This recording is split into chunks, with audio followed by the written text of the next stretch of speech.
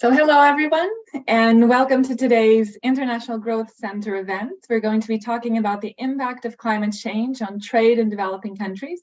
So I'm Sandra Sequeira. I'm a lead academic for IGC's Mozambique program, and I'm an associate professor of development economics in the Department of International Development at the London School of Economics. Now, before we get started, I just wanted to review a few housekeeping items. So all attendees have been muted to minimize background noise. If you do have a question during the presentation, please type it into the Q&A box, which you can access at the bottom of your screen. And please make sure that when you do so, that you include your full name and your organizational affiliation. So we're going to have some time at the end of the panel discussion to answer questions. We are recording today's session, and the video and the audio will both be made available on IGC's website. And I'll just flag that at the end of this discussion, we're also going to have a brief survey. So please take a minute to fill that out later, as your feedback is important to us. So the topic of today's panel discussion is the impact of climate change on trade in developing countries. Now, as we all know, climate change poses significant challenges for trade in developing countries, in particular countries across South Asia and Africa, which are known to be global manufacturing hubs. And they are now facing this dual responsibility of both producing for customers across the world, while also bearing the disproportionate cost of reducing the carbon footprints of all the various stages of production and trade. Now, while the extent to which each country is going to be exposed to climate change may vary significantly across low-income and developing economies, there might still be some global and perhaps even regional adaptation and mitigation best practices which create significant opportunities for countries to learn from each other. So to discuss more on these region-specific policies, today we're going to have with us experts, including academics and policymakers, who have worked extensively across South Asia and in East and West Africa. So we have Dr. Rocco Machiavello, who's an IGC research affiliate, and he's an associate professor of management at the London School of Economics. Rocco's research focuses on a variety of subjects, including vertical integration of supply chains, management and productivity of firms across countries in Asia and Africa. Dr. Masroor Riaz is a former senior economist at the World Bank, and he's the current senior policy advisor for the IGC Bangladesh team. He's a regular columnist for various national newspapers in Bangladesh, and he's also the founder and the chairman of Policy Exchange of Bangladesh, which is a private sector think tank based in Dhaka in Bangladesh. We also have Mr.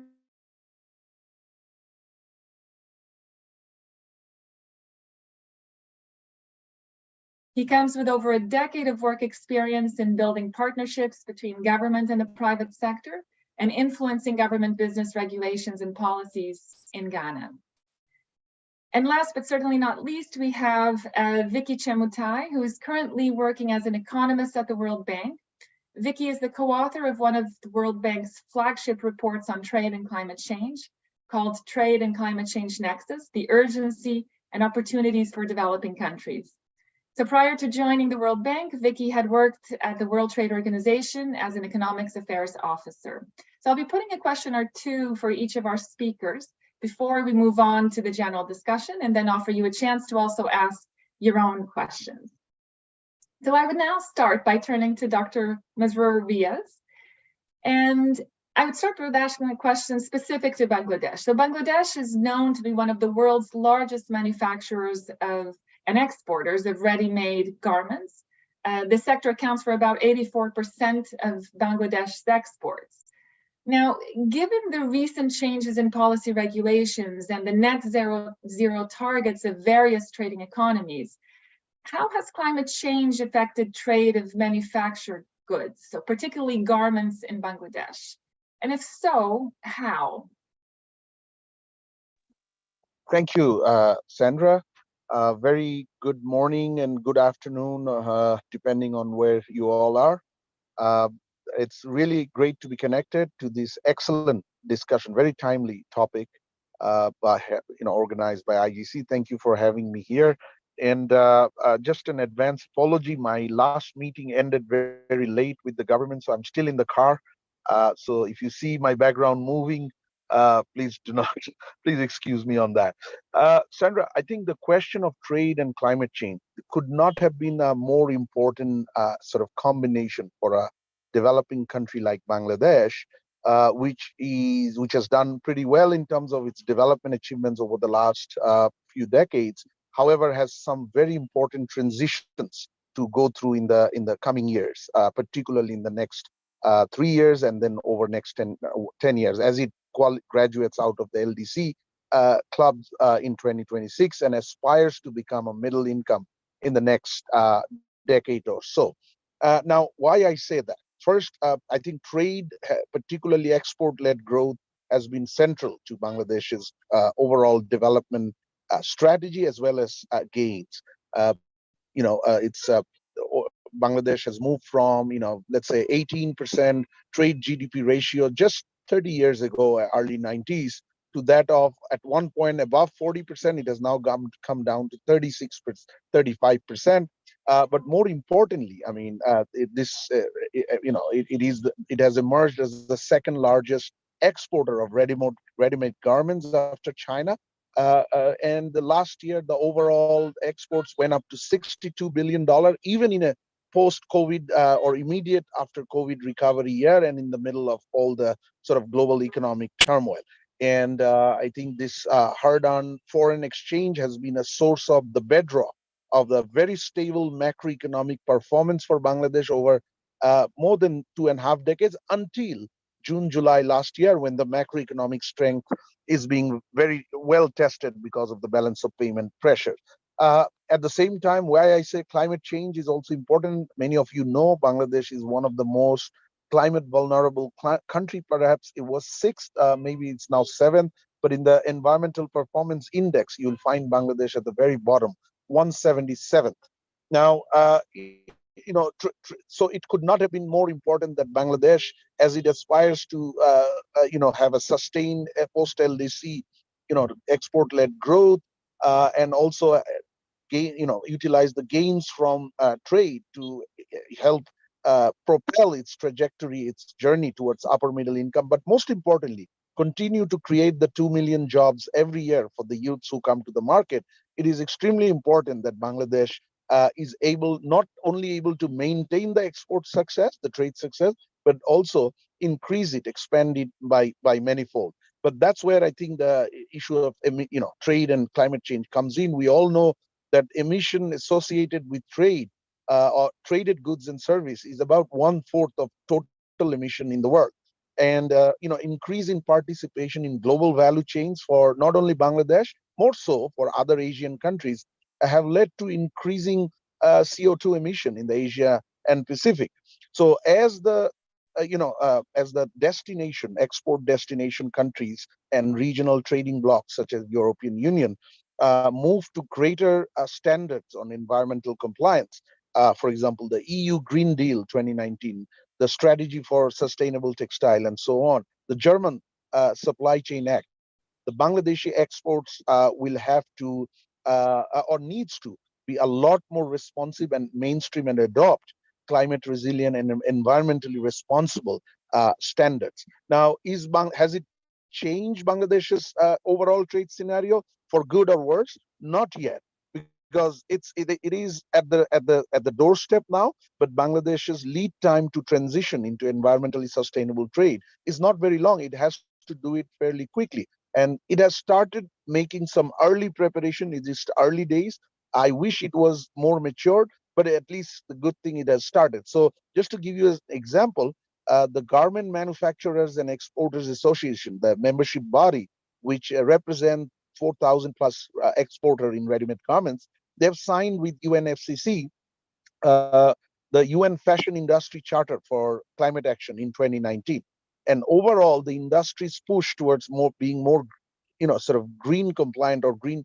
Bangladesh now has 157 lead certified green factories and another 500 in active pipeline, and 9 out of the top 10 green ready-made garment industry in the world as certified by LEED and US Green Building Council are in Bangladesh. The policies, however, are still behind. what the private sector, where the private sector is. I think government is just realizing in the context of these post-LDC graduation realities that, and the German Supply Chain Act and the recent European Union regulations, that the country really needs to comply, step up and to comply with the what is being required and what will be required by these large export destination markets, including the US and Canada are not far, and the UK has its own textile sustainability strategy.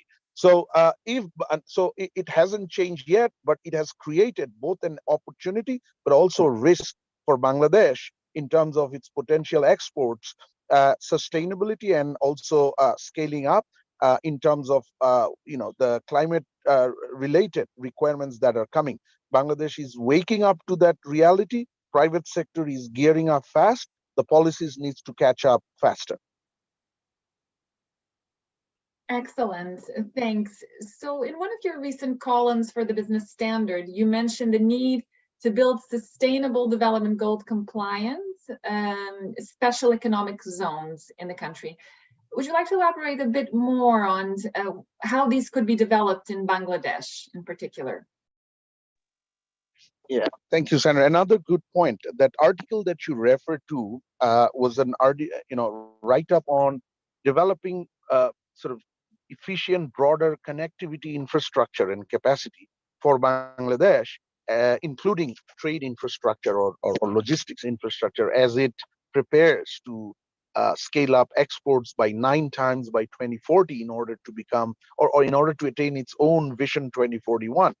Now, special economic zones are a very important industrial policy tool and trade sort of support tool in the form of getting the efficient, organized production support infrastructure in the country. And there is a lot that the government, private sector, and foreign investors.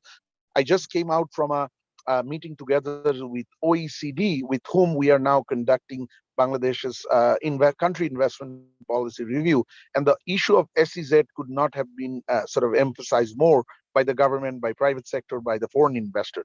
Now, in that very important industrial policy tool, it is extremely important where a lot of the production capacity are going to be located or are being located. And it is very important that that production infrastructure, which ensures service to access land, more efficient regulatory service delivery, is also at par with what the destination European and North American markets, or even Japanese markets, where Bangladesh is trying to diversify into, requires. And also overall the domestic economy's compliance to those environmental because it's no longer the exporter who's held accountable. The German Supply Chain Act, for example, it goes in all the way into the supply chain. So the supply chain linkers, the participants in from the domestic economy, really need to be compliant, and that's where the SEZs are going to play an important role. If now in the SEZ legislative framework,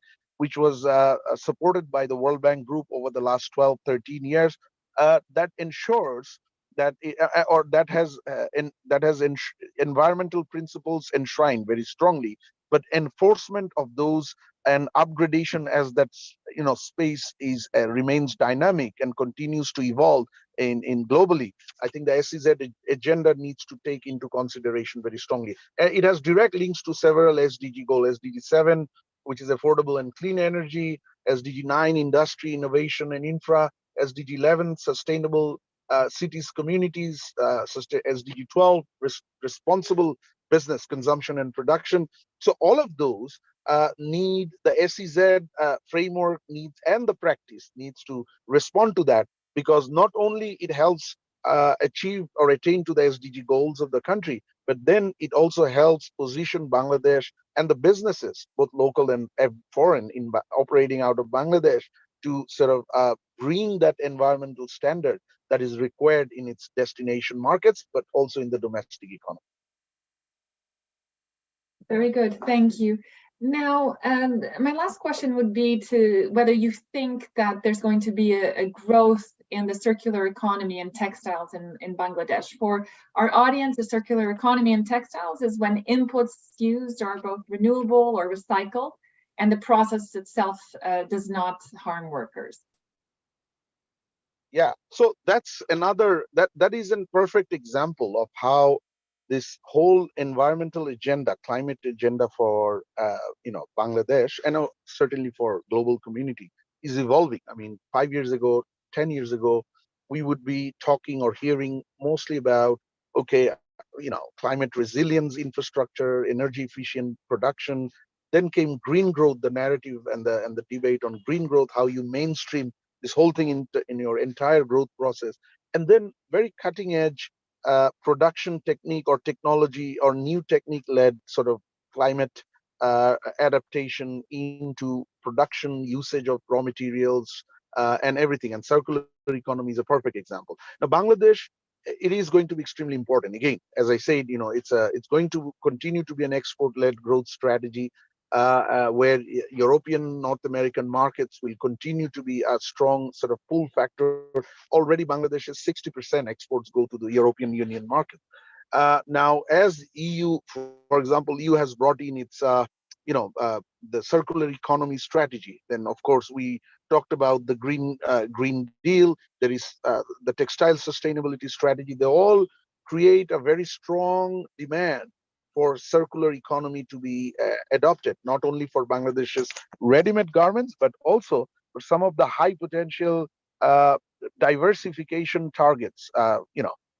Whether it's leather and footwear, whether it's plastic as an intermediate goods, whether it's electronics and light manufacturing product. Now, there are two sort of big motivation for Bangladesh as to why it needs to get there. And one I just mentioned, and one is a regulatory incentive, the Circular Economy Action Plan of 2022 for EU strategy for textile. Global brands have already started using recycled fabrics, raw materials, and so on. So that's a clear market and regulatory incentive. But there is an economic incentive as well. Uh, Recycle, I mean, Bangladesh needs to be a lot more cost competitive going forward as the EU GSP goes out in 2029 following the graduation. It needs to find more efficient ways of production. Recycled yarn, for example, is up to 20% cheaper than cotton yarn. Then in the recycle products in RMG, including yarn, need for a couple of steps in production, for example, use of dye, chemical, those are much less relevant. And RMG production value chain can completely take out one or two steps of these intermediate production steps. And then there is a sort of big market, domestically for pre-production waste, $5 billion, but it's unrealized at the moment because it remains informal. With the sort of bringing in of or incorporation and sort of move towards circular economy, Bangladesh can start getting to this pre-production waste in the country, which is about $5 billion today.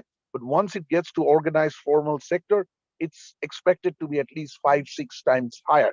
But then there is a prospect of post-production, post-usage waste as well, as EU, North American countries try to sort of get to recycle facilities for used fabrics. This Bangladesh has this great opportunity to bring in recycling facilities, whereby it basically can actually help European and North American markets, East Asian markets, with the post-production and post-usage recycling. So there are many, but there are challenges as well. It's early days, awareness, understanding, and technical knowledge, and technology availability is still very early days. Hopefully, with the right policy incentive to address this, Bangladesh can move to circular economy faster. Very good. Thank you so much for that. And with this, I would now turn to my colleague from the LSE, Dr. Joko Machiavello. So as an economist, Joko has worked extensively to better understand the markets of coffee, flour, and ready-made garment chains, among others, across several countries, from Bangladesh to Chile to Costa Rica, Colombia, Pakistan, and Rwanda, just to name a few. Now, given your experience in working across firms in several countries across South Asia and Africa, in what ways do you think that climate change has affected or is anticipated to change the trade of agricultural products across these countries? And how have these countries responded to it?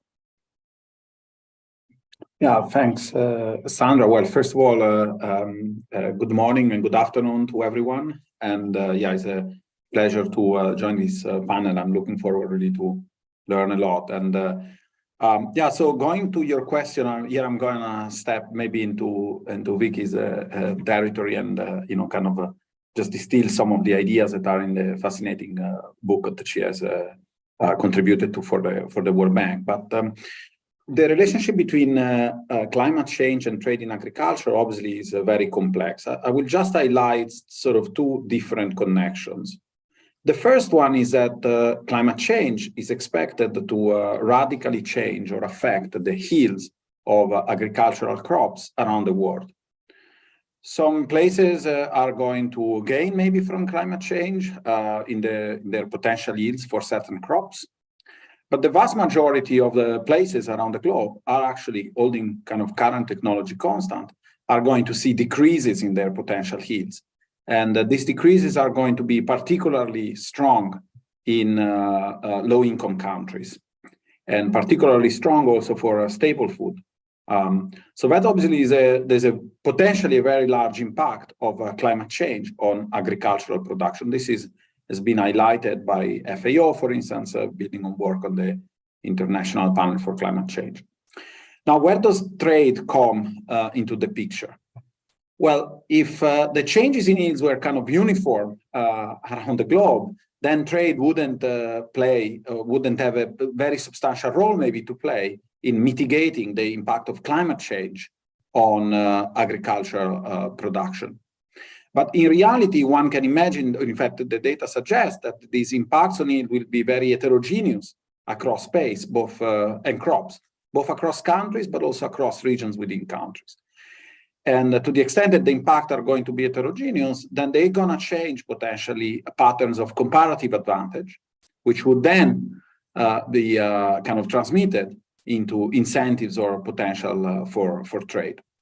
And so that, I guess, it is very important when we think about the impact of climate change on agriculture to start thinking about policies that would allow countries to adjust as much as possible to the new realities and to the new yield and growing conditions for crops.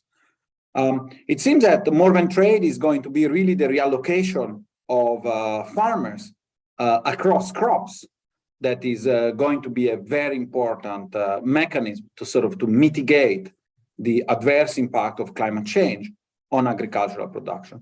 And so I think that from a policy perspective is obviously thinking about these policies that support farmers. We know that the vast majority of farmers, particularly in low-income countries, are smallholder farmers, to reallocate, to shift their crop production from crops that are less affected. We know that is going to be important, but we also know that is going to be very difficult because these smallholder farmers typically lack the resources broadly defined to take advantage of or to be able to implement a swiftly switch. There are obviously also other aspects to it which have to do instead with the fact that when we look at yields in agriculture in developing countries, regardless of climate change, well, we are very, very, very well within the frontier. So yields, there's a huge dispersion in yields across countries. I know a little bit better the case of coffee, but there are literally dispersion in yield per hectares that are sometimes order of magnitudes across countries.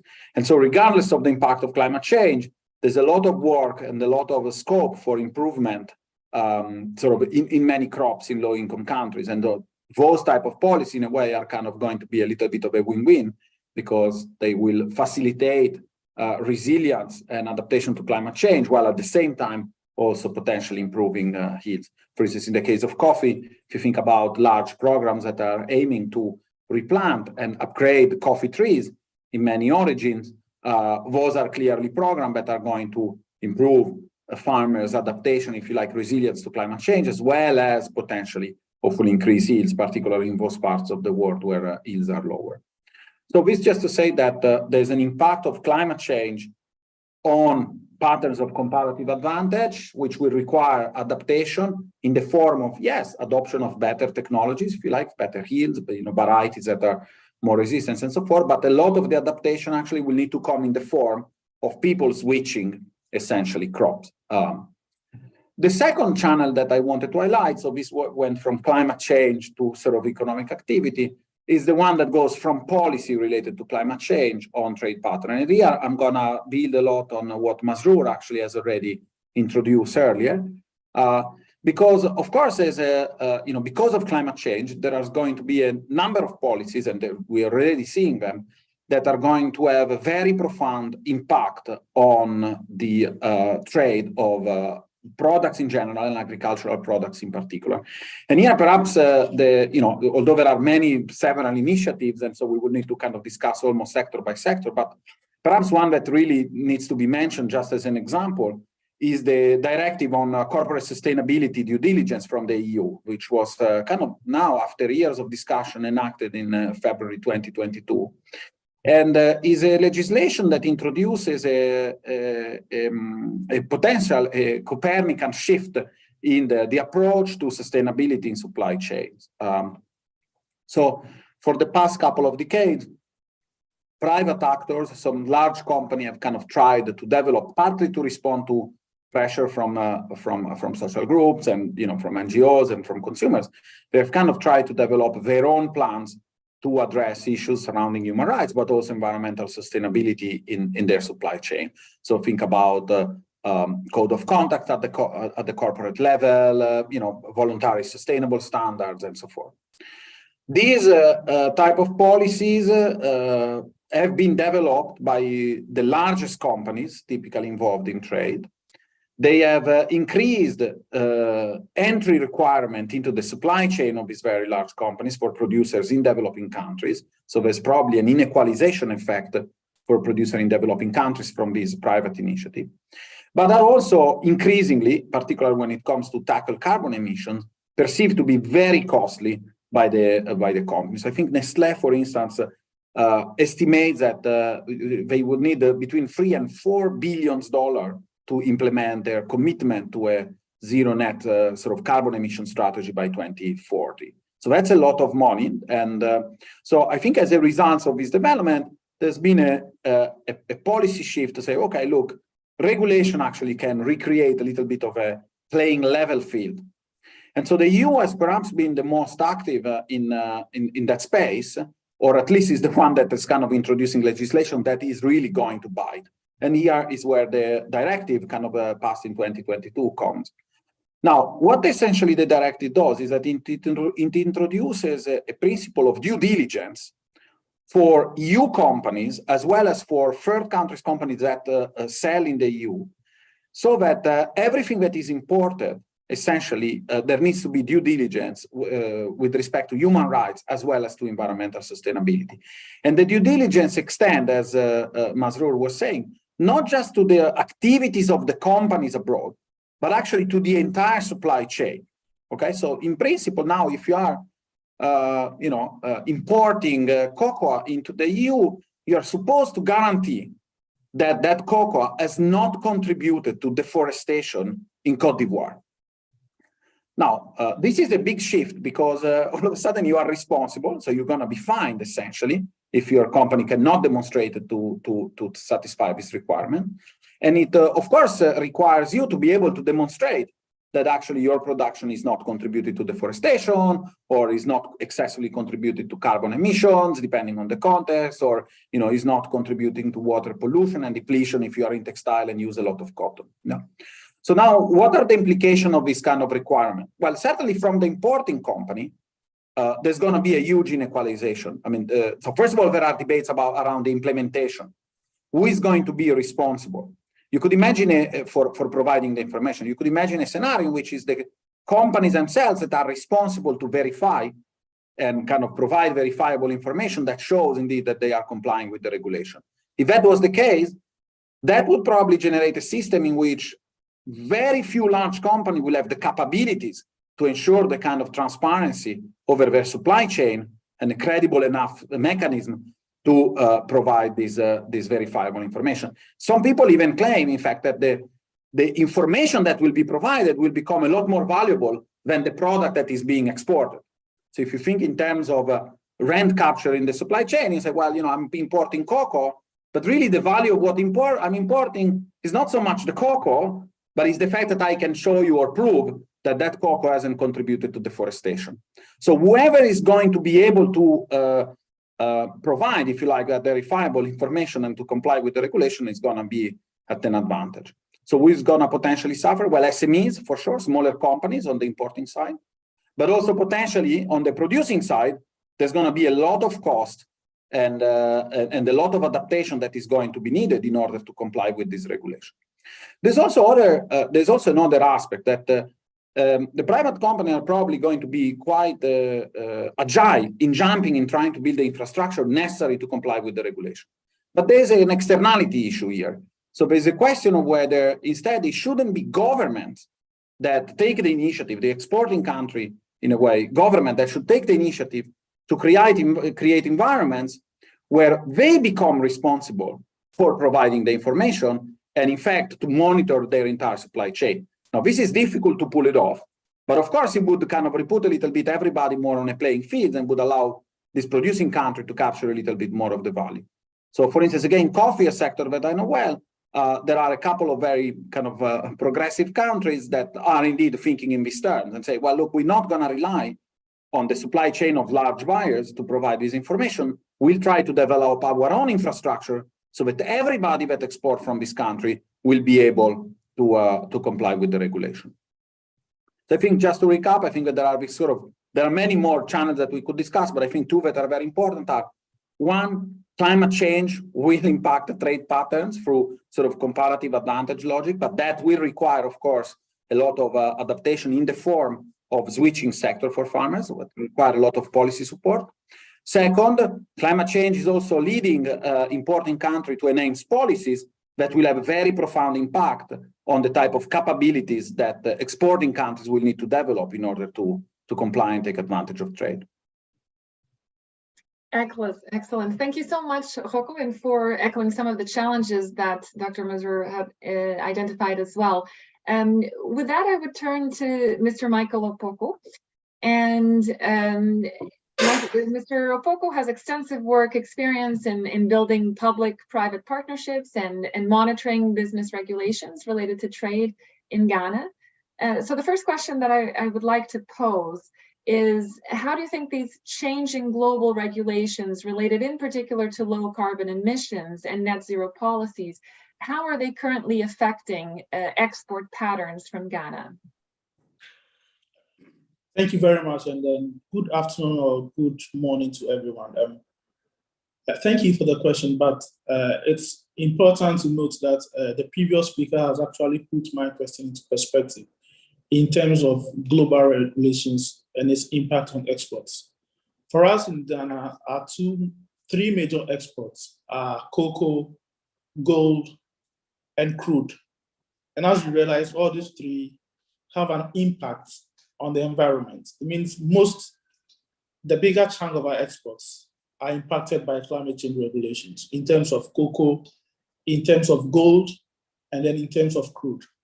But based on the previous speakers' discussions, let's use cocoa for example. So over the years, Ghana has had issues with cocoa importers in respect of its impact on climate change. For example, in order to grow cocoa, you'd have to cut down trees, meaning the production of cocoa will lead to deforestation. And also, not implementing good agricultural practices will mean you have a lot of carbon emissions. But most importantly for emissions, cutting down the trees takes off the shade, making emissions more profound. And so cocoa production over the years have seen a little bit of global regulations in terms of proving that the production of cocoa that we export to other parts of the world do not lead to higher emissions. And for example, with the EU, like the previous speaker said, you would have to prove that the cocoa that is being exported are coming from areas that do not lead to deforestation, and also that do not affect child labor. Since our discussion is on climate, we put the child labor, we focus on deforestation. And so in Ghana, what we've tried to do is to try to implement climate smart agriculture for cocoa producers, meaning that cocoa producers will now have to do some tree planting in order to create shade for the cocoa plants. That is, in order to be able to export, you need to show proof that you are really producing cocoa from areas where deforestation is not rife. Then secondly, if it comes to gold. Now, the strangest thing about gold is nobody requires you to sell to him or her gold that is coming from irrigated land, unlike cocoa. And so mostly we don't have issues with gold because gold is mined by multinational companies who, as part of their investment agreements, embedded within them reclamation of lands, using of chemicals that will not pollute waters. But most recently in Ghana, we have an issue with small-scale mining, where these rules are not obeyed. So small-scale miners, or what we call the galamseers, do not obey these rules that are being implemented by multinational companies in terms of climate sustainability. And that is one of the key fights that the government is fighting now, in terms of making sure that small miners practice environmental sustainability mining in order to make sure that the gold that is exported from Ghana do not meet these requirements. And so basically, our exports are being impacted by these international regulations and these local regulations. And it behoves the government to implement policies that support production in a more climate smart manner. So that is in terms of climate smart agriculture for the production of cocoa and climate smart and sustainability mining for the export of gold. And these two areas are very key for our economy because once we lose these two exports, our economy will come crumbling. About 60 to 70% of our exports come from these three, cocoa, gold, and crude. I'll not speak more of crude because we all know the issue with crude when it comes to emissions. Although we've started moving through renewables, the topic of crude mining is also an issue for us. And government is trying to put in place measures to make sure that we deal with emissions that come from the production of crude and the export of crude itself. And so basically, if we focus on our three major exports, we have a lot of impacts from climate regulations in terms of the production of the products itself, cocoa, gold, and then crude. Thank you very much. Excellent. So you've touched a bit on this already, but do you think is there any additional role that the government and the private sector could play in mitigating these challenges associated with change, particularly in terms of climate finance or providing the related infrastructure facilities that would be needed in Ghana? Definitely. I mean, our constitution provides that it is the right, the duty of government to protect the citizens, not only the citizens, but the environment. And so government's core duty is to make sure that the environment is protected. But in doing that, it would have to do that with the private sector because most of the investment in even mining, cocoa production, or crude comes from private investments. And so you would have to work together to make sure that these climate issues are handled in a structured manner. You cannot leave the issue of climate change to chance. It needs to be done in an intentional fashion, where government puts in regulations to drive investments into these areas. But those investments should come with strengths that ensure that investments are done in a sustainable manner and the environment is not degraded or the emissions are not created. So we launched the Climate Fund not long ago to make sure that investments that are coming into the country take cognizance of our commitments to the global community to reduce greenhouse gases and emissions. And so climate financing is core on our agenda. Although we have issues with our fiscal deficits and all that, we think it's also an opportunity to try to structure investments that are more sustainable in the long term. Thank you. Very good. Thank you so much for that. And now I would turn to Vicky Changmutai. So as I said, Vicky is an economist in the World Bank's Young Professional Program. And my first question to you, Vicky, is whether you could identify what you think are the three most important myths about climate change and trade with us. You have written extensively about this in your book. So if you could identify the three key myths that you would like to discuss today. Thank you so much, Sandra, and thank you to the IGC for putting together this webinar. It's really nice to be on this panel, especially listening to the practical sort of perspectives from the different countries that we've heard so far. I think just to even sort of take us back, we've had country-specific examples of why some of these climate change regulations are affecting trade and so forth. But then going back to the very beginning, what do we understand about trade and climate change and how these two issues intersect? So I'm going to take us back. And in doing so, I'll talk about these three main myths that we sort of debunk in our report that I think has been put in the chat. So the first myth, so to say, is that trade is bad for climate change relative to domestically produced goods because of emissions from international transport. So somebody in a normal discussion would say, why do we need to even import anything from any other country? We could just do everything in-house, produce our own goods and, be self-sufficient. But that is not completely accurate, and we should not look at it through that lens. So trade shifts production to areas with cleaner production techniques.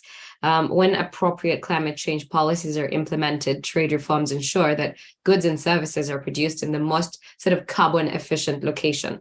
For example, some places on the African continent have a competitive edge in the use of renewable energy in production.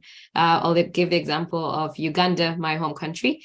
We mostly rely on hydro. Garments that are produced in Ethiopia are mostly through hydro. And yet, if you compare that with garments that are produced in another country that relies on coal, you can already see that there's a huge difference in the carbon intensity of production. So trade is very important in shifting production to cleaner areas. And then also trade helps to sort of promote the spread of environmental goods and services.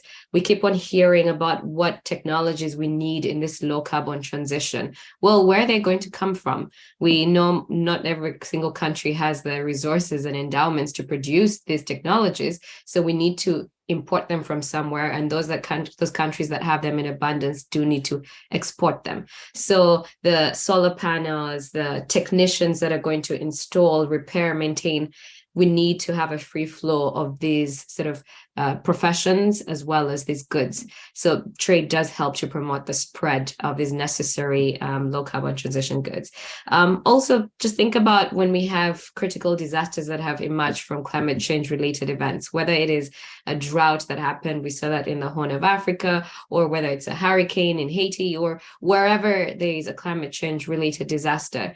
The goods and services and the medicines and everything that is going to come to help in the recovery process has to come from somewhere. So trade is vital in bringing those goods and services. Then also just trying to look at the whole international transportation of goods and services, right? The entire supply chain. While the transportation does give emissions, we had that from the earlier example, there are other sources of carbon competitiveness along the value chain that sort of help to more than offset the contribution of just the transportation. For example, in the production phase, fruits and vegetables, produced, let's say in Africa and Latin America, using sunshine, manual labor, natural compost may generate far fewer emissions than production in Europe that require heated greenhouses, tractors, and manufactured fertilizers. Also at the consumption stage. Here, this is an example that I like giving. How one cooks their potatoes or makes their coffee determines the magnitude of emissions along that particular value chain. Boiling potatoes without the lid on and leaving the coffee machine on the whole day is actually where the emissions could be highest in that entire chain. So it is important to think about it from the production, consumption, distribution stage, and not just give a punitive sort of perspective to the transportation angle. That is the first myth that we often hear. The second myth is that because, when we look at smaller countries, they're not large emitters individually. In fact, if you look at their annual growth rate of emissions, they're really low, cannot compare to the developed world.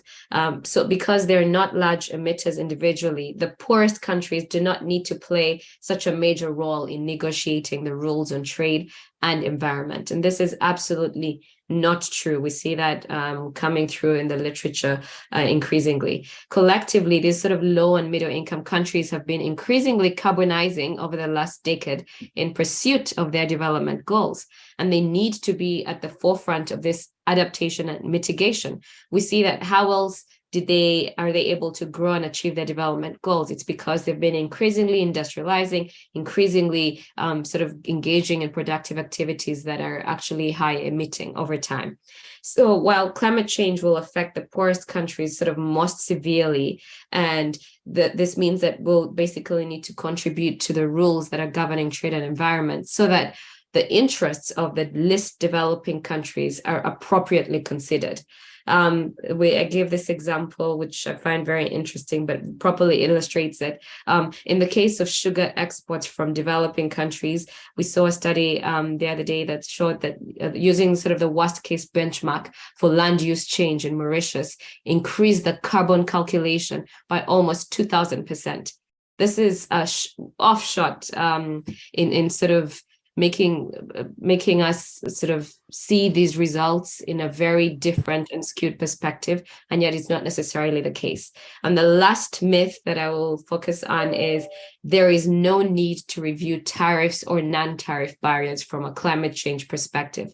Traders know about tariffs and non-tariff barriers, but then when we add the climate change lens, is it really that necessary?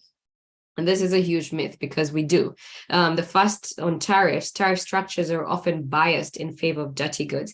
If you take one country's tariff structure, you'll be able to see that with a high carbon intensive goods actually have very low tariffs compared to the low carbon intensive goods. So trying to sort of level out this playing field and bringing the tariffs on dirty goods in line with those on clean goods, or trying to reduce them, would certainly make a significant contribution to reducing carbon emissions. When you look at non-tariff barriers, which we all know are usually a higher constraint on trading than tariffs, we also see that they have a sort of huge constraint on critical environmental goods. For example, they limit access to key products that can drive adaptation, such as seeds and fertilizers, and poor trade facilitation delays at the border and in ports contribute indirectly to huge waste of food production, with the resulting cost of high emissions for a given level of food consumption. So I will just end with those three myths, and it's important for us to increasingly think about these two, trade and climate change, as one and the same, because if you implement trade policies without a climate change perspective, it could have high emitting consequences. Very good, thanks. So you've touched on this issue as well, but how does the implementation of the carbon border adjustment mechanism disproportionately affect developing countries? Thank you so much. I mean, that's a question everybody's asking. What is the CBAM going to do? Well, how is it going to affect my trade? So many of you have heard of the EU CBAM, and just recently on 13th December 2022, the Council and the European Parliament sort of reached a political agreement on the implementation of CBAM. And this new CBAM has sort of an expanded scope of products, and that covers cement, iron and steel, aluminium, fertilizers, electricity, and hydrogen. Now, just think about these products and which countries are exporting these types of products, because those are the ones that are going to sort of experience a more significant loss in the amount of exports to the EU. So what are modeling simulations telling us about the estimated impacts of the EU CBAM? When we do this computable general equilibrium model, but basically the results tell us that when we think about the implementation of NDCs, those are the nationally determined contributions, in tandem with the implementation of the carbon border adjustment mechanism, we find that the impacts are actually highest when the NDCs are implemented, not necessarily just the EU CBAM on its own. So we see greater impacts coming from the NDCs.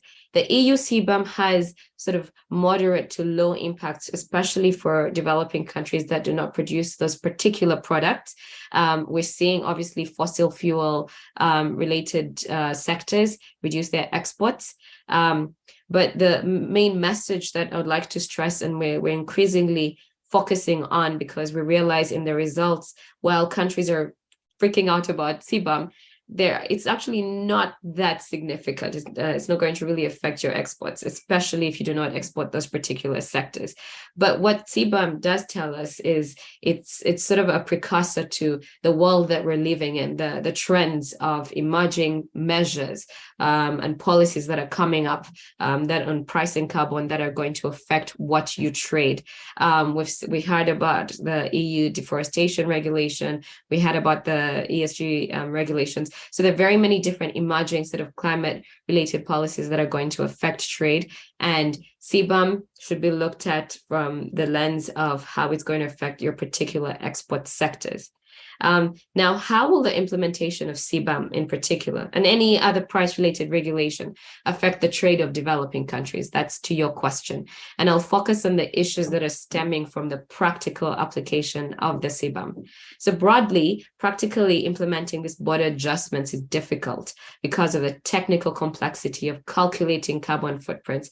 And this was alluded to earlier as well. There is no easy and commonly accepted way to calculate the carbon footprint of a product arriving at the border, but this is required to tax the embedded carbon together with information on carbon taxes, if any, already levied on the product in the country of production. So supply chains, we know, are long and complex with sources of carbon emissions entering at multiple points and many possibilities of substitution occurring along the way. Aluminium, for example, has half the carbon footprint if produced from recycled as compared with raw aluminium. But no customs officer at the border point can tell the difference. So how do we account for that? And there's no broad consensus on how to calculate these footprints, as I mentioned.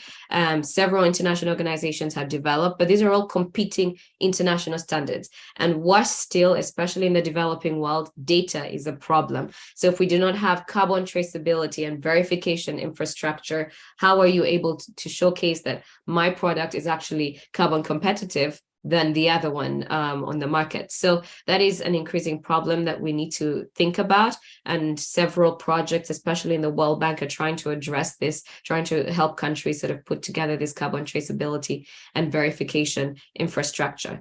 Because what we find is that being able to reflect the actual carbon content of a particular good is really just difficult in the developing world. And we need accurate carbon accounting to reveal this sort of higher degree of carbon competitiveness. I guess I'll stop there, but I guess the main focus is how are we going to showcase carbon competitiveness, especially in the developing world? That's what we need to address. Excellent, thank you, Vicky. And with that, I would now turn to all the panelists with some common questions. So we've heard today about the need to design the right policies at the right time to keep up with private sector investments. And so what type of policies you need are needed to make climate finance actually work in the developing world? Perhaps I would start with Mazur, if you would like to take the lead on that question. Yeah, sure.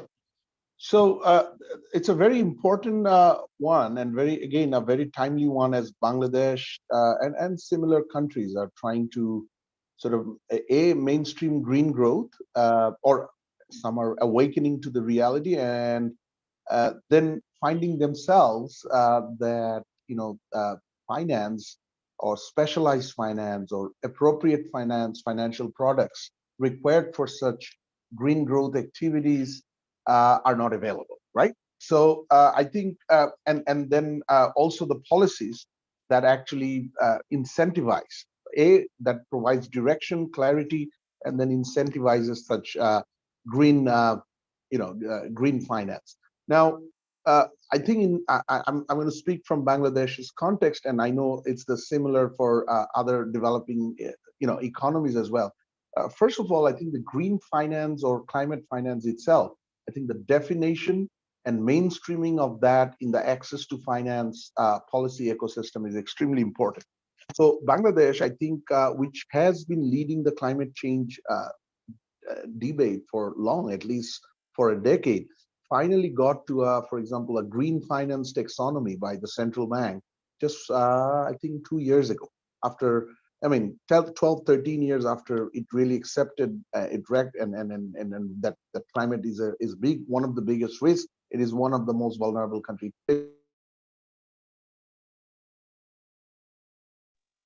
It took almost 1.5 decades to get to that point. Now, once that, that policy to sort of provide the direction, the policy sort of clarity in terms of climate finance, green finance is extremely important.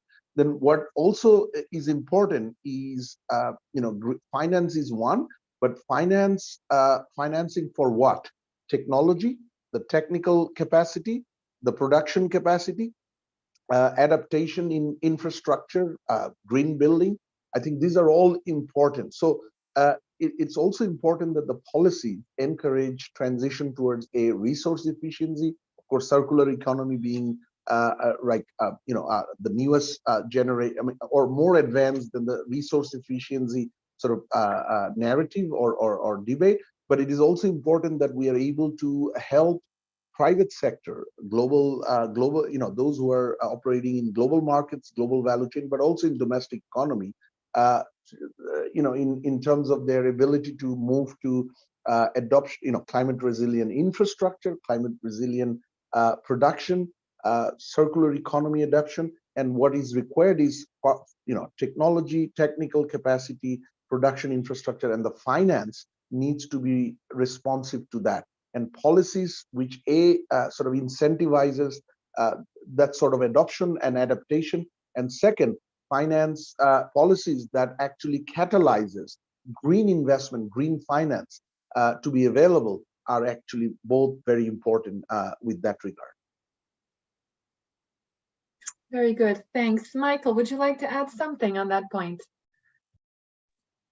Yeah, it's a very important point, but in terms of policy development, you need to find a way of developing a well-structured policy that looks at the nexus between your trade policy, your agricultural policy, and your investment policy. These three should be able to combine to give an effect where investors are aware of what kind of climate strategies the government is implementing. Without structuring these policies in the right direction, it becomes very difficult. For example, if I have an investment policy that do not encourage good agricultural practices that reduces emissions, then I have the investment coming in, but getting my forest degraded. If I have an industrial policy that do not look at industries using renewables or targeting low emissions, then my industrial policy will get implemented, but investment will go into increasing emissions. And these are very important considerations when we are developing policies. Establishing a nexus between these three policies, your trade policy, industrial policy, investment policy, and agricultural policy is very key to making sure that your emissions are lowered. Thank you. Great, thanks. Vicky, would you like to add something on this point as well? Sure, thanks. So the question is, what policy measures are needed to make climate finance work for developing countries? And here the answer is really landing on the appropriate policy mix of climate finance instruments. And here I'll just quote the bank and the type of work that we do on this. We sort of look at a country-specific characteristics and the market failures in there and so forth, and the financial system. And then we try to utilize a mix of instruments to encourage vital financial flows as well as systems to evaluate the sustainability and resilience of climate action in order to sort of push these results on the ground. And we have several tools. There are climate co-benefits that we sort of calculate. This is for all bank group clients, both public and private. There's concession of finance for high impact projects. There is emission reduction payment agreements, which are legally binding contracts that allow one party to deliver carbon credits to another, green loans that raise capital for green projects, sustainable development bonds, as well as green bonds, and so forth. So those are the tools in trying to deliver this climate finance for this particular developing countries. But then how do we also monitor, and evaluate the sustainability and resilience of this climate action that we're pushing for? And here we have a resilience rating system, which rates projects on how well they can be expected to withstand climate change impacts and disasters, and also help people and communities become more resilient. We want to focus really on the follow-up and the evaluation of some of these tools that we're rolling out, because we find that's where we see the most impact. Great. Rocco? Yeah, thanks. I don't have a lot to add, but maybe one extra bit. I would say that it's important to think carefully about who is responsible to undertake the investment that are required, right? Because just to stay within the remit of the discussion that we had moments ago, it's very different if we are thinking about a large Bangladeshi garment exporter needing capital in order to invest in a green building, as opposed to a smallholder in Ghana being asked essentially to invest in order to plant trees, or if I think about coffee. And so when it comes to sort of the deployment of financing tools, those would be very different in the different contexts, and the implementation would be very important. I think another question that I think is related to finance is there is a lot of sort of supply of green finance at the moment. But it is also true that probably in many cases, the investment will require some kind of subsidies beyond the finance. And then if that's the case, then a natural question to ask is who should be paying for those subsidies? In some context, you could imagine, large private public partnerships sort of being set up in order to address those challenges. So for example, in the case of coffee, you could imagine a scenario in which some of the large buyers will probably have interest in sort of contributing funds to foster replanting of trees for smallholder farmers. First of all, because they recognize that smallholder farmers cannot do this kind of investment by themselves.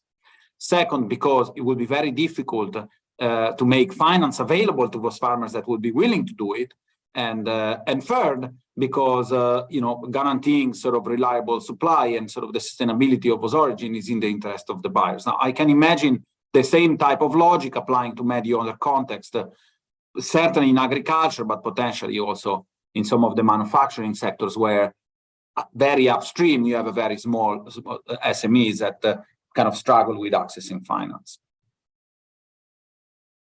Thanks. And so for the last question for all the panelists, before I turn to the audience questions, so now more broadly, how do you think developing countries today can still count on trade as an engine of growth, given that they're operating against a backdrop of a rise in protectionism, increased competition, increased automation as well, which can erode the traditional comparative advantage of developing countries in low-wage jobs, and now on top of that, climate shock. So what opportunities do you think are still out there for trade-led growth? Could I start perhaps with Vicky?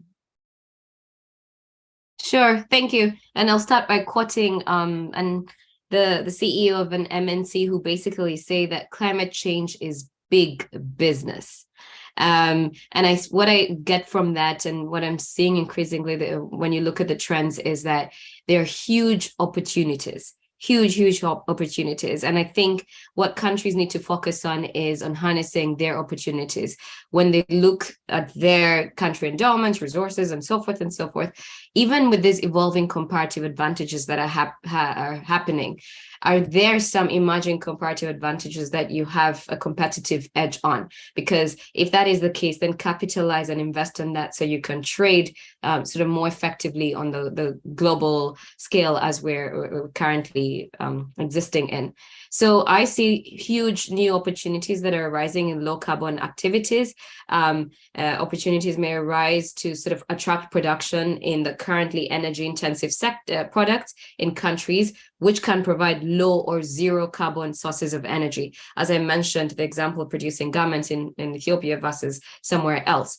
And as trade in carbon intensive products declines, suppliers in less carbon intensive sectors such as maybe light electronics, motor vehicles, electric vans, and other light manufacturing will sort of see an increasing demand for their goods. So thus the climate mitigation policies not only lead to the decarbonization of the economy, but they also stimulate sort of higher integration into global value chains of the low carbon intensive commodities. And here there's a huge advantage for the developing world because they already have a significantly lower carbon intensity of production, and they also produce already goods that are, let's say, considered organic that would fetch a higher price in some of these higher markets. So whenever we think of these regulations that are coming up, instead of thinking, okay, oh no, we have standards that we now need to adhere to, punitive and so forth, think about where the advantage, your competitive edge is, and the opportunity that you have to actually showcase that you're doing much better than the other countries. So opportunities, opportunities, opportunities. Excellent. Michael, your views on that?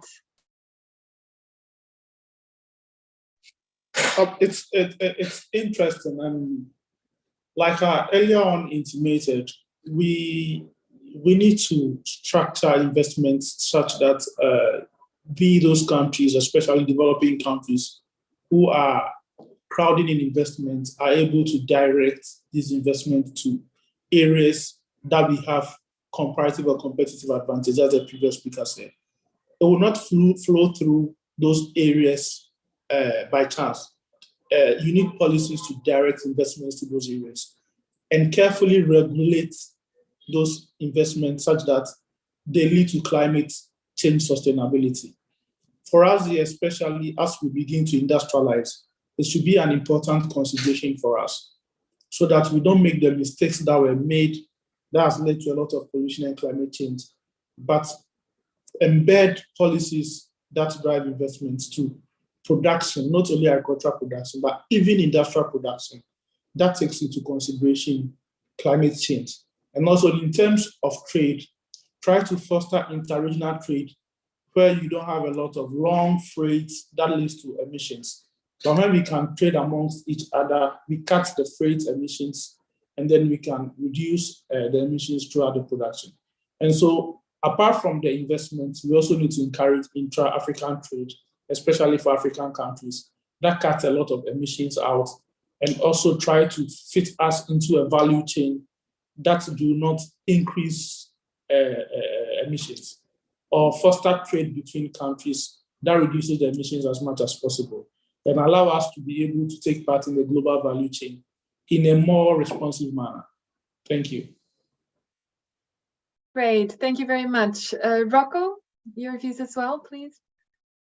Yeah, I mean, maybe I misinterpreted your question, but so let me be a little bit here sort of devil's advocate in the sense that I thought that your question was more generally, given all these constraints, can developing countries still see trade as a kind of an opportunity for growth? And my impression is that even if we forget for a second about climate change, there are many reasons why most developing countries operate well within their production possibility frontiers. In other words, there's what do I mean by this is that productivity in general and in low-income countries is much lower than in richer countries, and therefore costs are higher. That means that these countries are less competitive, all else equal. Now, part of this cost is due to factor prices. Those actually tend to be favorable. So anything that kind of help countries kind of improve productivity still presumably will also help these countries to sort of take advantage of trading opportunities. And there are really kind of two kind of big set of things come to mind. One is the capabilities of the firms that operate in these countries. We know now from, I think, a fairly well-established research agenda that there's a lot of scope for improvement of productivity and management practices in many countries, low-income countries. That for sure would help. And then if we kind of take as given the capabilities of the firms, we also have the impression here the research is, I would say, is less conclusive. So maybe this is more of a stereotype really than sound evidence, but there is the perception that markets are also much more distorted in emerging markets with a lot more resources that are actually misallocated across firms. And so if you think about policies that facilitate access to credit, for instance, contract enforcement, that remove distortion that particularly hit the larger firms that maybe are the ones that have a higher chance of taking advantage of growth opportunities. I think these are all policies that can still is a very kind of the domestically focused agenda, but I think still has a potential to let developing countries to take advantage of trade opportunities. Again, this maybe I misinterpret your question. This is kind of a very kind of general umbrella type of answer. Then I think to discuss more specific policies that will need to be done, I think, a little bit on a sort of case by case in almost kind of country diagnostic type of way. Exactly. Thank you. Ms. Ruhr, as well, would you like to add something? Very quickly, Sandra, because I think my previous speakers have touched upon some very important rationale as to why trade still heralds great prospects and benefits for the world. Just I would just list 5 quick factors why trade will continue to create hopes and be sort of at the center stage of global economic partnership. First of all, I think a large majority of the countries around the world have demographic dividend, and it is imperative that they continue to create the jobs, more and better jobs for their youths. And domestic economies around the world, for particularly middle, upper middle, and developing countries, cannot alone do that. So trade, the power of global markets, actually augment that job creation and certainly better job creation opportunities. Second, better quality of life for their population. We know that trade and consumer welfare through competition, through quality, through standards, enhance, and it gets enhanced. And that's why I think as education, technology, access to information increases around the world, including in low income and developing countries, I think demand for better life, better quality of life is going to ensure that trade happens.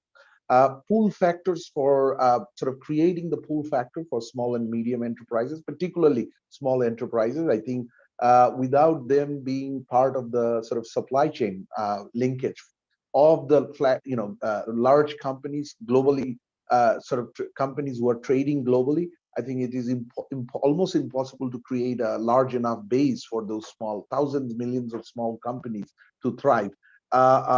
Fourth reason, the growth, digital economy and green economy being the dominant factors of global economy for next at least 2 to 3 decades is going to create such large incentives in terms of gains that I think trade will triumph the protectionism, the nationalism, and things like that. And finally, the lessons, particularly from last 5-6 years, where we saw the protectionism, all the rhetorics, and some actions did not lead to a great outcome for most of the economies. And I think that and many more sort of reasons why trade will continue to expand and be more vibrant globally. Excellent. So thanks for your views on that important point. Now I will just try to capture some of the questions that were shared with us on the chat. Unfortunately, I will have to be very brief, and so we'll only be able to answer a couple of the questions. We won't be able to cover them all. I would start with a question by Rania from the IGC, and it's precisely for you, Ms. Ruhr. So you mentioned that recycled yarn is 20% cheaper than cotton yarn. And so the question is, why aren't firms on their own shifting towards it, shifting towards more sustainable inputs? So why do we need additional policy incentives for firms to start doing that if the input in principle is cheaper? Great question. Few reasons. I think in much of the developing world and low-income countries, I think it's the awareness is hitting the door, but in terms of having enough access to information, enough understanding and kind of technical understanding around what are the options, what needs to be done, what are the sort of procedure, and what sort of shifts in management production practices needs to happen, and availability of finance. There is a long way to go. So and policies that will incentivize shifts towards such more resource efficient and circular economy oriented production methods are yet to come, both incentivization, but also to make it easier in terms of adopting mainstream those circular economy practices. I don't think they're far, but we are at a critical juncture at the moment where awareness is hitting public and private sector equally, but I think the actions need to follow as far as strategy. Great, thank you. So another question from a PhD student from the University of Kent, Chima Rickards Odunsi, and perhaps I will direct this one to Vicky. Whether you can speak about the role of foreign direct investment, so FDI, and the role that it's playing in supporting climate-friendly resource development and production processes in the global south. So do we see any changes that are being induced by FDI? Thank you. I mean, the simple answer to that is absolutely yes. We're seeing a lot of, let's say, for the example, Morocco. There's a lot of FDI that has gone into sort of develop some of its solar power farms. So that what we're seeing, yes, increasing trends. It is absolutely true. And as I mentioned earlier, not one single country has sort of the ability to invest the amount of financing that is needed to develop some of its low carbon technologies or whatever it is that is necessary. So the use of FDI is a critical tool. I don't think any countries can really navigate this low carbon transition without it. So the simple answer to that is absolutely yes. Great, thank you. Another question from Rania Nasir from the IGC, and I would direct this one to Michael. So the fact that there are several different stakeholders, so different ministries of trade, finance, agricultural, environment, that are needed to come together to try to mitigate the impact of climate change on trade, how do governments manage to align the interest of these different stakeholders, especially where there might be differing objective functions and interests? Do you have any successful examples of how this could happen in practice? So the baseline has to do with engagement, and I mean positive engagement, and also bringing to the fore the benefits of climate change to each of the ministries. So for example, the Ministry of Finance is an economic ministry. And so in terms of engagement with the Ministry of Finance, what do you bring to the table?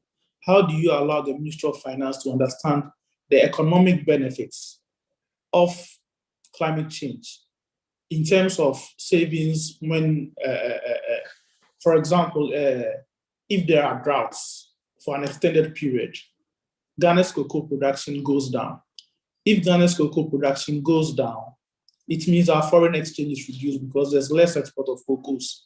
The Ministry of Finance will then understand the economic benefits of climate change. In terms of dealing with each of the ministries, you would have to appeal to their core mandates. That is the only way to structure an engagement. If it's a general level engagement, then we are not attacking the issue at its core. And so the engagement should be well structured to bring to the fore each ministry's core mandate and what you're supposed to play in the general climate change mitigation strategy. And you cannot do that alone unless you involve all these ministries. For example, the Ministry of Energy would have to understand what emissions play in terms of energy sustainability. Without that kind of engagement, then you as the Minister of Trade will not be able to reach out to all these people. So we in Ghana, for example, have a lot of requests from industry players who would want to invest in solar energy, but then there are duties on the solar panels. And we would have to engage the Ministry of Energy to be able to remove those duties from the panels. Ministry of Energy would have to understand the importance of solar panels as part of a renewable strategy. And so these kind of engagements need to be structured in a more practical way to attack the core mandates of these agencies. Thank you. Excellent. Thank you very much, Michael. And last question to you, Rocco. I think we have several questions that are emerging on how to operationalize moving farmers across crops in response to climate change. And so I was wondering if you could speak a little bit more about that, of how could that be done if you're trying to shift production to more resilient crops, so away perhaps from essential crops. So how can that be operationalized? What is the role that the government needs to play? What is the role that countries in the developed world need to play in developing the R&D to make crops more resilient? So if you could tell us a little bit more about what your thoughts are on operationalizing that important point.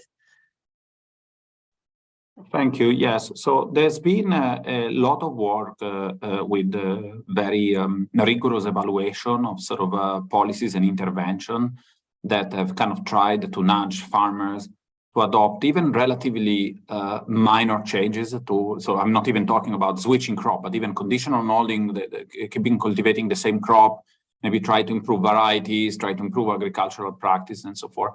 My reading of that literature is that although there are examples of successes, the example of success is actually relatively rare compared to the number of attempts that have sort of been failing. And so that suggests that sort of intervention that are going to be only sort of push, by which kind of we try to relax a few of the sort of supply side constraint, if you like, of farmers, are unlikely to yield major shifts. That suggests that getting prices right downstream instead, and sort of making sure that the farmers face the right sort of set of prices, which is, again, easily said and done. That requires, entry in the right sector. So there needs to be a vibrant sector of agricultural SMEs that can enter and take advantage of opportunities. There needs to be sort of trade policy, indeed, that sort of transmit this price signal from the export gate to the farm gate and so forth. I think that those policies are going to be very, very important. It is possible that in some contexts it will be a bundle of the two. And in some contexts, it will be the private sector that will be able to offer those type of bundles of resources to farmers. Think about contract farming, for instance. But in other contexts, the bundle won't be provided by the private sector, either because the sector is too fragmented or because of other constraints. And in that case, probably the government has a role to play with programs that support the transition, from the push side. But I think getting sort of the demand structure right is going to be absolutely key. The evidence that is telling us that policies that are simply trying to move the needle on the supply side don't seem to be very effective. There was also, if I can take one more minute, another question to me. I wasn't sure whether to answer it directly on the chat or not. That was instead about what can government do essentially to respond to this new sort of policy and legislation that is emerging, like the one that I had described, and also what are the implications for developing countries producing. It is true, very quickly, and I'm trying to remember the name of the Adele, yes, asked that question. I think it is true that we are seeing in many contexts an increased trend towards vertical integration. So large corporates, actors, buyers that are kind of trying to integrate vertically to gain a little bit more control over their supply chain, and partly to comply with this type of requirements.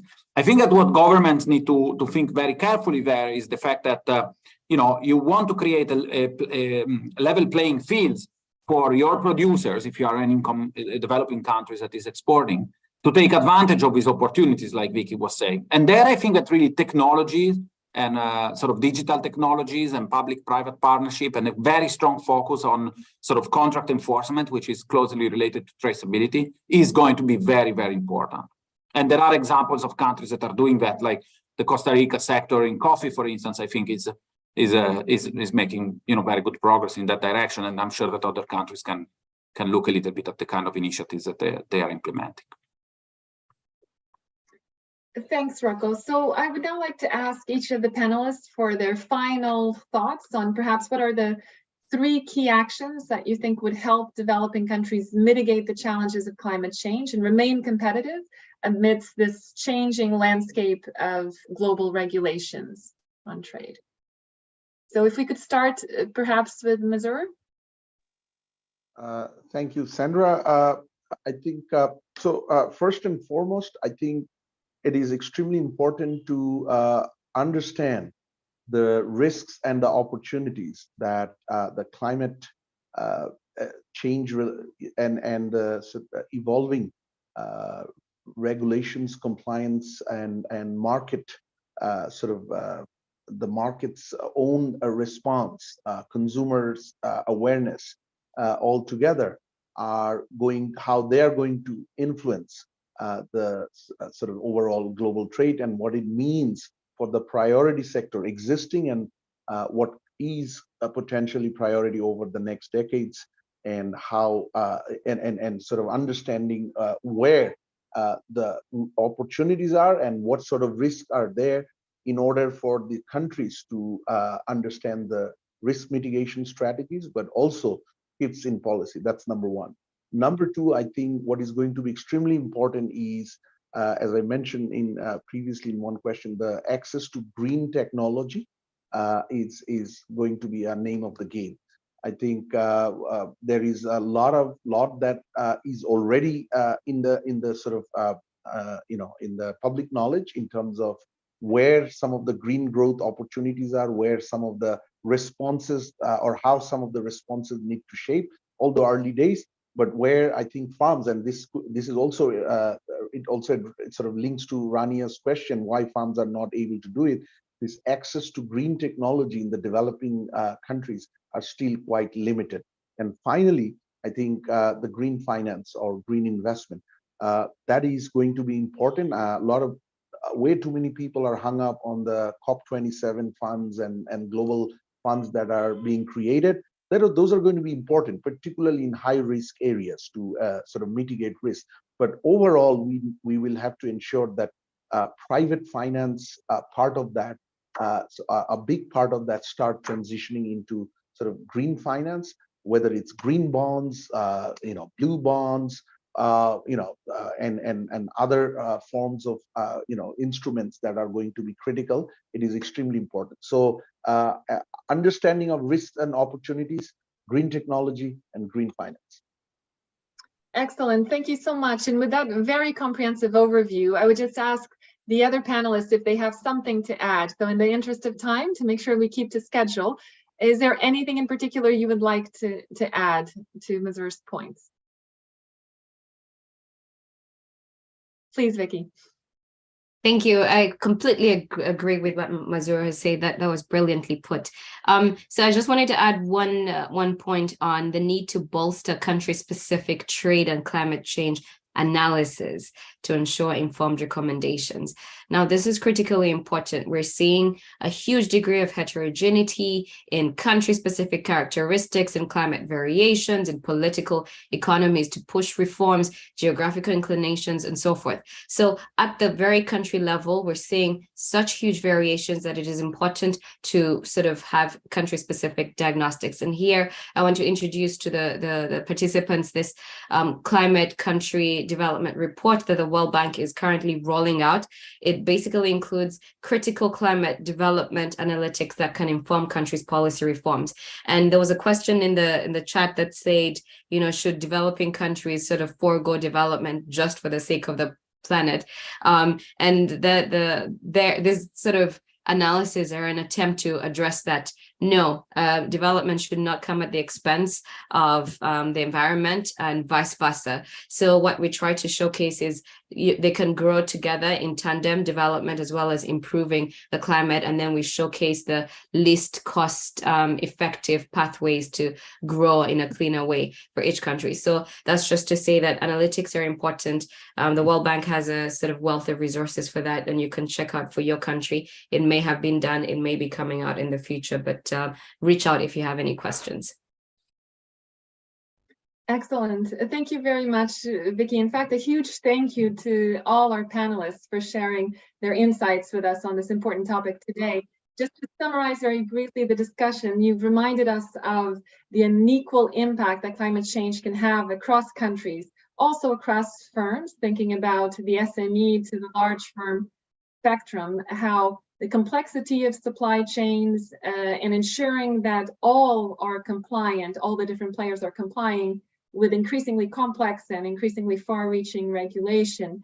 Some of the data constraints that we may face for carbon tracing, and also the challenge of how to design adaptive and dynamic policies that can keep up with some of the private sector initiatives in motion. So you've summarized very nicely all the different challenges that countries in the developing world face, but you've also reminded us of the important opportunities on how greener trade can actually be better trade. And so we've talked about some of the examples in the circular economy, in the green economy, and how these can help us unleash further gains from trade for the developing country in the coming decades. So thank you again for your participation today, and thank you to the audience. I'd also like to remind you that there will be a brief survey immediately following today's presentation, so please take a minute or two to provide us feedback on the event. Thank you very much, and have a great rest